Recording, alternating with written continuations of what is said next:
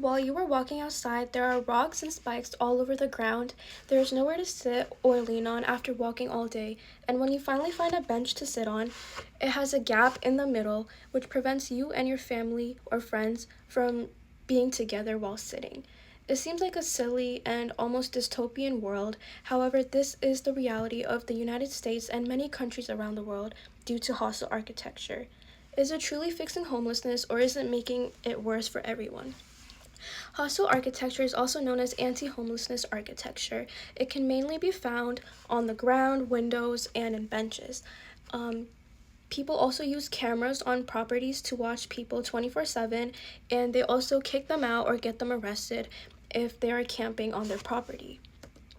There are more dangerous forms such as spikes on ground, on outside of windows or on seating, and you have probably experienced hostile architecture if you've ever sat on one of these benches, which have these designs that make it uncomfortable to sit on for too long, or dividers that prevent homeless people from sleeping. There are more subtle forms that you might have missed, such as this. This seemed like an error while building these walls. However, that was put there on purpose so people can't sit or sleep on the gap in between these walls. Hostile architecture can be dated back to the 1800s when Europe created architecture to make streets more sanitary. And such as like urination, they wanted to stop urination, so they would create specific architecture to stop that.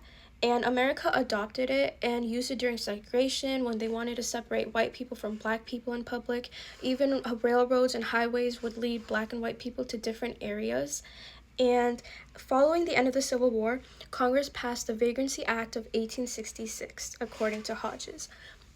Basically, free black people or enslaved black people would be arrested for roaming the streets or being homeless, and they would be forced to work. And that might seem like a good idea because giving people jobs is a solution to homelessness, but it basically brought back slavery. And later, many years later, Pottinger versus the city of Miami was a case where many people sued the city because if they were doing life-sustaining activities in public, they were arrested and their things were seized. And as you can see, this is a very violent form of helping the homeless, and there should be a better solution to that. Homelessness is caused by, obviously, the cost of housing. It's only going up as the years go by, and from 2021 to 2022, the cost of living adjustment was 8.7, and this is the highest cost of living adjustment we have seen since 1981.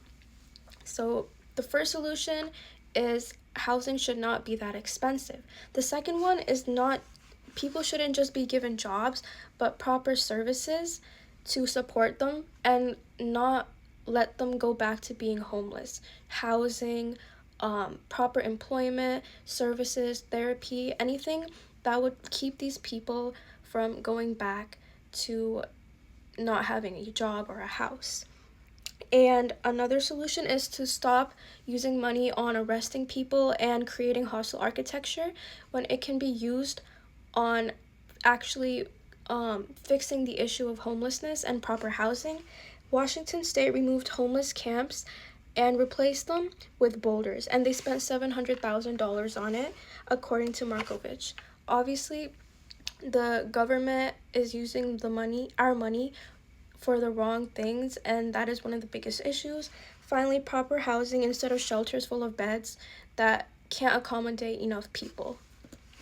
And another solution is parasitic architecture, where instead of building hostile architecture, they find spaces where they can let homeless people live and not take up too much space. And obviously, pregnant women, old people, workers, tourists are also affected. Therefore, homeless people are not the only ones affected. America is the richest country in the world. However, every night, millions of men, women, and children live under bridges, in abandoned buildings, in the woods, and in cars. It does not have to be this way. With the assistance of the federal government, we can begin to reduce those numbers substantially. But we need your help. Please support the National Coalition for the Homeless as we are fighting every day to end homelessness by pushing our elected officials to make this issue a priority. Join us in our fight to make housing a human right. How you can help is by holding your politicians accountable. Watch out for bills that are enforcing hostile architecture and call them out or reach out to them for better solutions. The easiest thing you can do is simply post pictures of hostile architecture that you come across and use hashtags such as hostile architecture or by tagging campaigns. One campaign you can support is the National Coalition of the Homeless, and basically they not only fight against hostile architecture, but they also advocate for proper housing, helping homeless people, and you can also go to their Facebook page to help donate. Thank you for watching.